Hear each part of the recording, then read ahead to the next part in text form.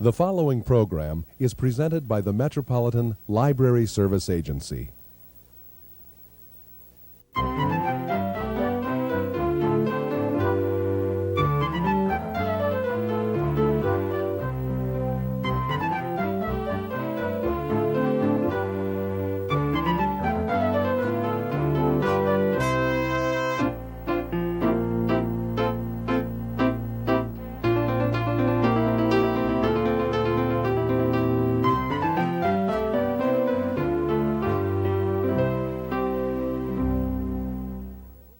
Hello, welcome to All About Kids, a program focusing on the interests of children and young people and some of the issues affecting them.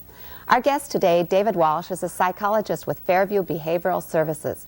He's also the author of a book, Selling Out America's Children, which was published by Deaconess Press in Minneapolis in the fall of 1994. Today, Dr. Walsh will be speaking with Children's Services Librarian Virginia Morris about how families can instill healthy values in their children. Welcome, Dave. Good morning. I have just reread Selling Out America's Children, and with deep interest and concern because I'm a parent and a grandparent and I'm seeing it happening. It's clear that from your study for generations we've been letting the media guide our decision making. How's it happened? Well, I think the points that I try to make in Selling Out America's Children is that it takes, there are many influences that shape the values of children, and we might consider it three concentric circles of influence.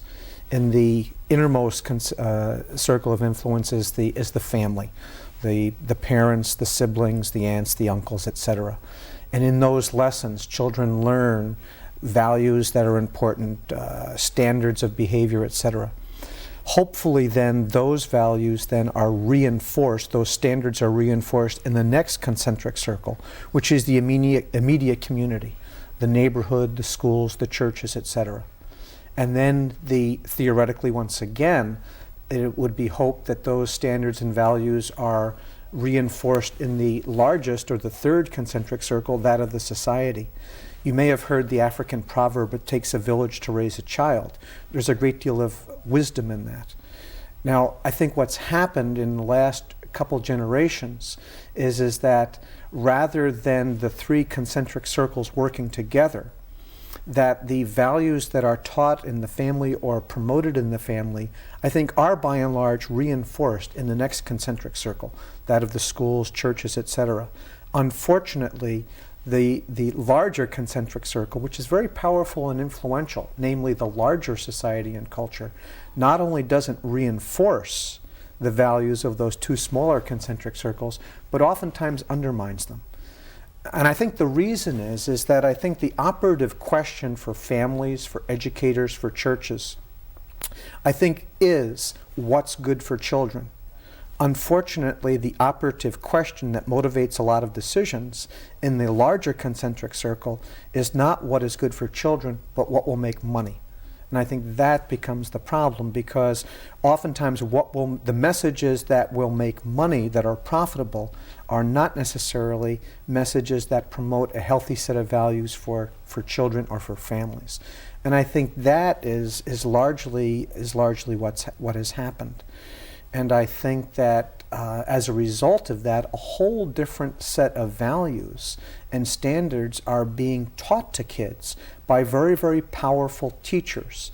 We have at our disposal at this particular time in history, we have at our disposal very, very powerful voices and teachers in the modern, in the large anonymous society. And if those teachers aren't motivated by the question, what's good for children, but rather what's profitable, then a whole different set of things get communicated to kids. So the economy is a great part of this for maybe two or three reasons. One, families are not together very much because both parents need to work, and at the same time that the family is having less influence on the child, the bottom line attitude of the economy is driving those very same parents to. I think there's a sense with parents that they need to make their children's lives as good as they possibly can, but part of that is providing what money can buy and what the industry says is important to their family. That's right.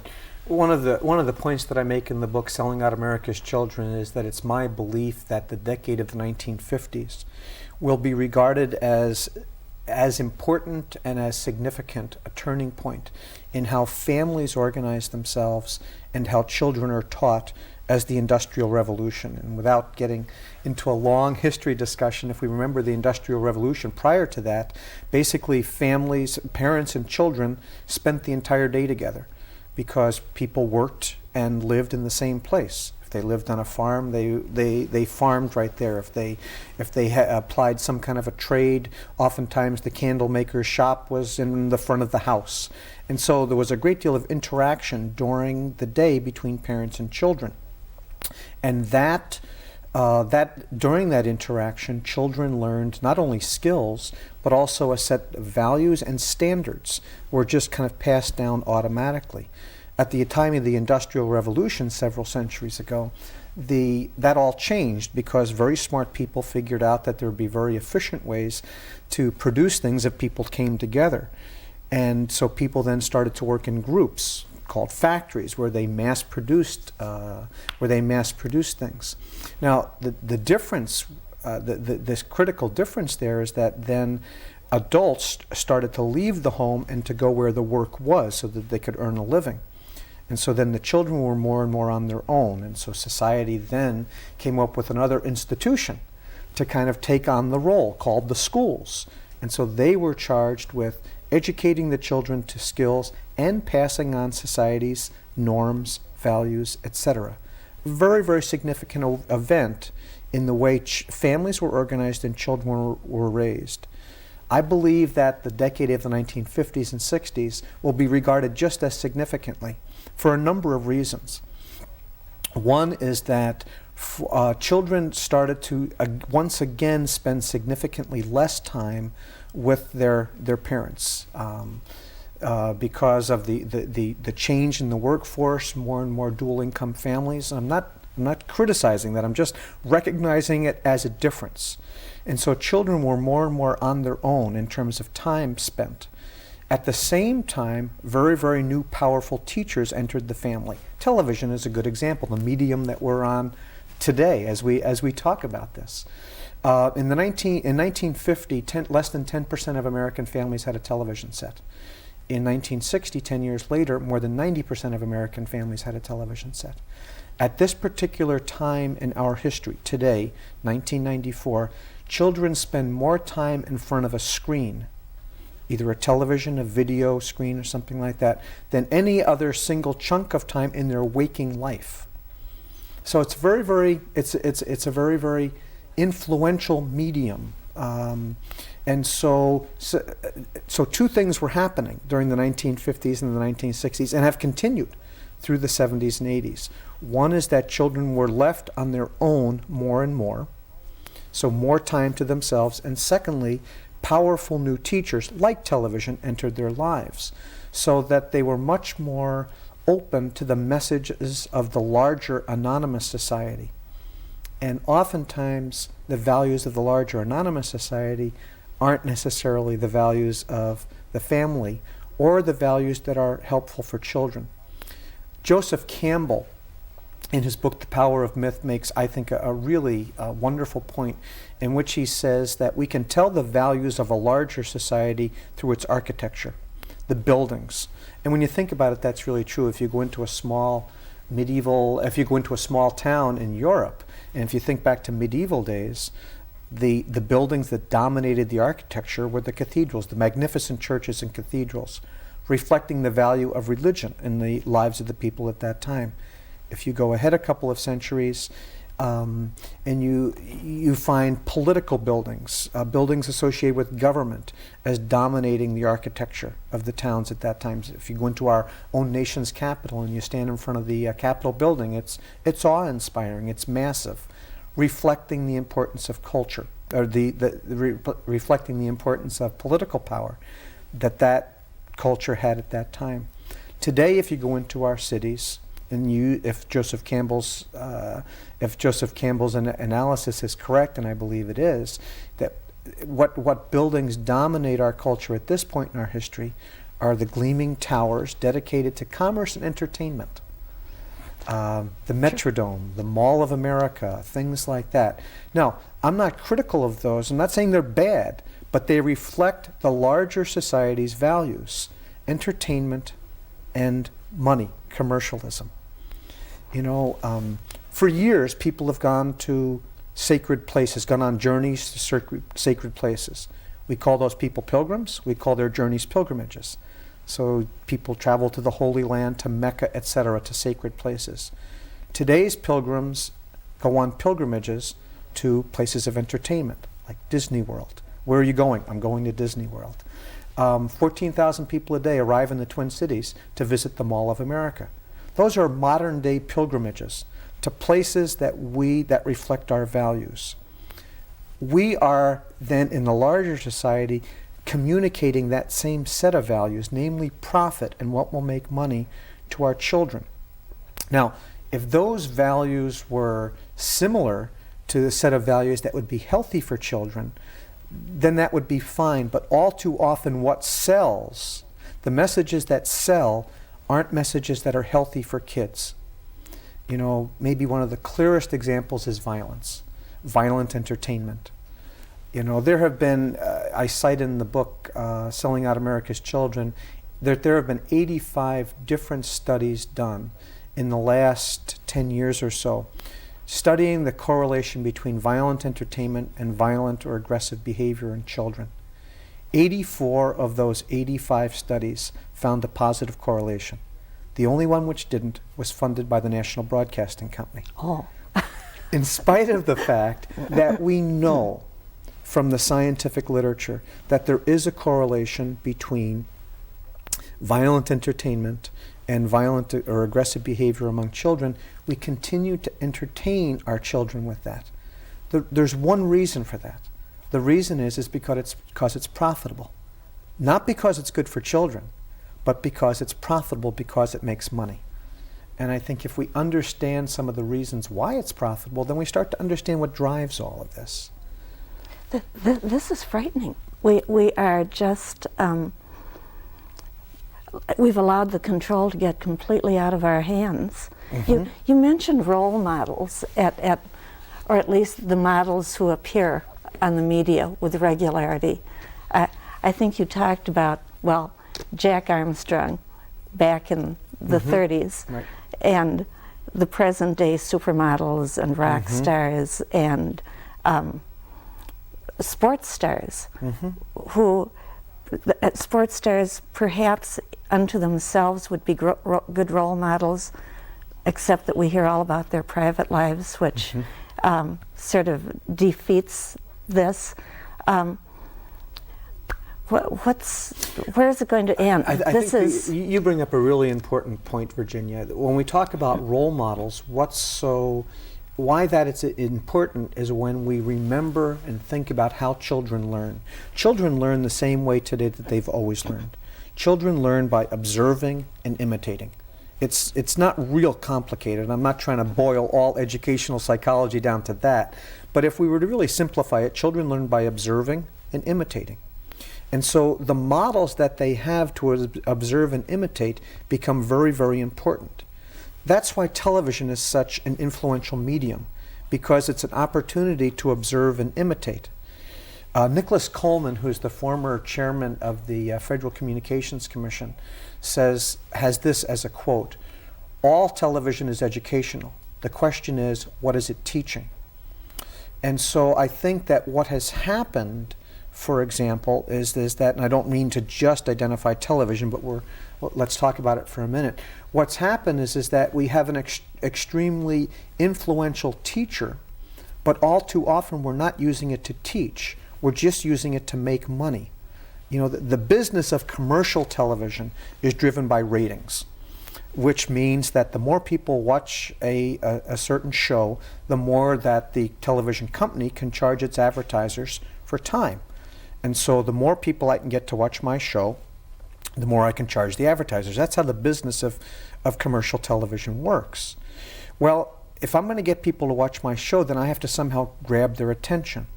So the function of commercial television programming is to grab and hold my attention long enough to get the advertiser's message in front of me. So then the goal then is not necessarily to educate. The goal is to grab attention, to stimulate, to arouse. Well, there are certain things that are more arousing than others. From a psychologist's point of view, if I can stimulate the limbic system without getting too technical, I can get your attention. If you and I, for example, Virginia, were walking down the street at midday at lunch hour in downtown Minneapolis or St. Paul or one of the suburbs, and all of a sudden a fight broke out among two people on the sidewalk, most likely you and I would stop and pay attention. We'd wonder what was going on. We'd have a reaction to that. Violence elicits a reaction from us. Okay, so if the goal of television programming is to arouse and grab my attention, one of the things that can do it effectively is violence. Another strong drive that all of us have is a sexual drive. So if I can stimulate someone's sexual drive or sexual interest, I can grab their attention. Well, when you think about it that way, then it's no wonder that television is filled with sex and violence, because the goal is to grab our attention, not to educate. The goal is to make money. But in the process, getting back to your remark about role models, in the process we are giving children a whole set of messages and role models, and we remember that they learn by observing and imitating. That's when it gets a little bit scary. If I can just take a minute to give you another example. Here's a statistic. We have the highest rate of teenage pregnancy in the industrialized world in the United States. Okay? So that's a statistic to kind of think about for a second. TV Guide did a study of television, a daytime programming a couple of years ago, in which they specifically looked at the context in which sexual contact or relationships were portrayed. And what they found is that in daytime television, in 94% of the cases, the sexual contact that was either portrayed or implied were between people who were not in a committed relationship. Okay, so if I'm a kid learning about the world, picking up values by observing and imitating, and if I'm doing a fair amount of that through television, kids are, then what I see is that sex is casual, sex is not, it's not important that it be in committed relationship at the rate of 94-6. Another interesting thing about the portrayal of sexual relationship is that in a great deal of commercial television programming, sexual connotation, sexual innuendo is accompanied by a laugh track on television. The message, the unconscious message to the observer is that sex is light, sex is fun, sex is not serious, not to be taken seriously. So when you think of kids of observers and imitators seeing those models, role models, then all of a sudden it's not so surprising that we have the highest rate of teenage pregnancy in the industrialized world. You're certainly right. You know, it's interesting. Almost daily I hear parents saying, well, many people in the library, that television is terrible. They don't like the sex, they don't like the violence, they don't like a lot of the programming. But it goes on. We hear from the industry that they're giving us what we want. Right. But who wants it? It becomes... And who is getting through to, or needs to get through to them? That's a really good things question. Need to change. I think that's a really good question, because I think it starts to get at what do we need to do. It becomes a real circular argument, because and I know exactly what you're talking about. You know, I've had the same conversation that all television is doing is giving the American people what they want, okay, and then it becomes a circular thing. But I think your question brings up a very, very important point, is how does that change? I believe that the overwhelming majority of American parents, adults, teachers are interested in what's happening to their kids. I hear that in meeting after meeting, no matter where I go, no matter where around the country I go. And so I believe that American adults really are interested in their kids. I think once we understand what's happening, then I think we might be motivated to do something about it. Then I think we might be motivated to take action, because it's too easy to blame television, or it's too easy to blame the media, or it's too easy to blame them. I think it's time for us to look in the mirror and realize that we have the responsibility to do something about it, that the responsibility lies with us. And so I think one of my hopes in writing the book Selling Out America's Children is that once we realize what is happening with our kids, then we will be motivated to take action. And that action means something like going to the advertisers, going to the television producers. And again, I don't mean to just lay it all at the feet of television, because it's not. It's much wider than that. But I think we have to, in a sense, vote with our actions. You know, if television is such a powerful teacher, and I believe it is, then we have to use it as a powerful teacher. We have to use it as a tool. That means turning it on when there's something worthwhile watching, not just having it on in the background. The analogy that I like to use with television is that if someone came to my house tonight, knocked on the door and said, "Could I please come in and talk to your children?" And if for some reason I let them in, and then they sat down on the couch in my home, and I have 3 teenagers. My wife and I have 3 teenagers. If my 3 teenagers came in and sat down and talked to them, and then if this person proceeded to try to sell them on a set of values that I didn't agree with, there's little doubt what I would do. I would ask them to leave. I would usher them right out the front door. Every single one of us have much more persuasive and powerful teachers in our home all day long, every day, and oftentimes we're not even paying attention to the messages that we're sending them. And so I think we have to take responsibility, both as individuals and collectively, because I think it's the collective action that is important as well. So we need to begin at home, but we also need to get together with whatever groups are a part of our normal day-to-day life, and as a group get our points across at several levels. Absolutely. The government, perhaps. I think government has a role. Television industry, well, the media on the whole. Yes. The schools, I think you mentioned at one point that schools are now using Cable One, is that the Channel One? Channel One. Yeah, it's another interesting phenomenon that it's a great deal for schools, because the companies come and say, we'll put very high quality televisions in all of your classrooms. We will provide you with quality programming at no cost to you. The only catch is you can't turn off the set during the commercial messages. So now even in school, kids are targeted as consumers as well as learners. I'm not saying it's just as consumers, but they're targeted as consumers as well as learners. And in the process, we give kids a lot of messages. We give kids value messages, things like happiness is having things, an instant gratification, what's in it for me, looking out for myself at the expense of looking out for other people. And it's those messages which I think need to be balanced with messages that it's important, social responsibility is important, sacrifice for other people is important. And those are the messages that we need to get across.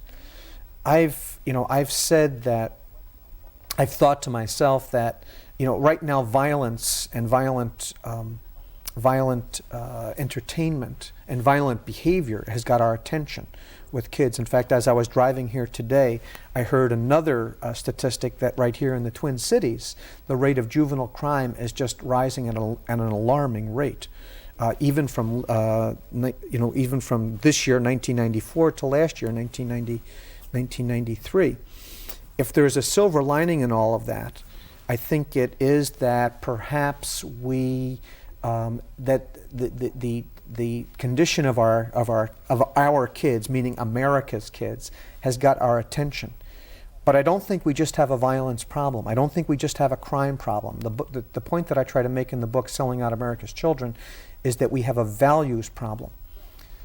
The word values, even itself, we have to be careful about, because all too often when we say that, it becomes synonymous with a certain religious point of view and things like that. And I believe that we can't let this issue polarize ourselves. So the point that I try to make in Selling Out America's Children is that I think we have to struggle to find a common set of values that we can all stand behind, and then realize that it's very, very important to teach our children. And then we can use the powerful tools that we have at our disposal: television, advertising, other media, the voices of the larger society, to teach and reinforce that set of values, so that once again we can have these three concentric circles of influence, all promoting and reinforcing one another. And I think that's where we have to get to change this. That really is clearly what we are, not what we have, has to become the more important aspect of our day-to-day. Exactly. One of the points that one of the things that I tried to do in Selling Out America's Children is to contrast a set of values that are promoted in the larger society with a set of values that are healthy for children and families. And I think it's important that we kind of rally behind that other set of values. Could I borrow your copy of the book for just a second? Because I'd just like to mention some of those, what I think are some of the contrasting values. All too often, children, the values in the larger society, the values of the marketplace, are things like anything for money, contrasted with a healthy value for children in a healthy society is justice and fairness. The value of the marketplace oftentimes is win at all costs, contrasted with respect for others, compassion. The value of the marketplace is happiness equals wealth, contrasted with a healthy value of self-esteem comes from within. The value of the marketplace is instant gratification. I want what I want when I want it, versus self-discipline, the ability to delay gratification. The value of the marketplace is all too often self-interest, get all you can get, look out for number one, whereas a value for healthy children in a healthy society includes altruism, generosity, sacrifice for others. The value of the marketplace is violence as entertainment, whereas a healthy value is peaceful conflict resolution, solving differences without violence. The value of the marketplace is me first. The value of a healthy children and healthy society is social responsibility, tolerance, understanding. I believe that we need to, as a society, rally behind a set of values and then use the creativity and energy that we currently use just to make money, and use that creativity and energy to teach our children a healthier set of values, because we're seeing the results of it. You know, the crime statistics are just a symptom. The violence statistics are just a symptom. And if we think we're going to solve it just by building more prisons, just by hiring more police officers, I think we're making a mistake. We may need to do those things, but at the same time, if we don't address the underlying messages and values that we're teaching our children, then we'll just keep getting more of the same. And our kids the future of our kids is at stake. Thank you, Dave. I think that you've said what a lot of us have felt for a long time and realized we have to move on, and it's time. Yeah, I believe Thank you it's for time. being here. Thank you very much for the opportunity to talk about this today.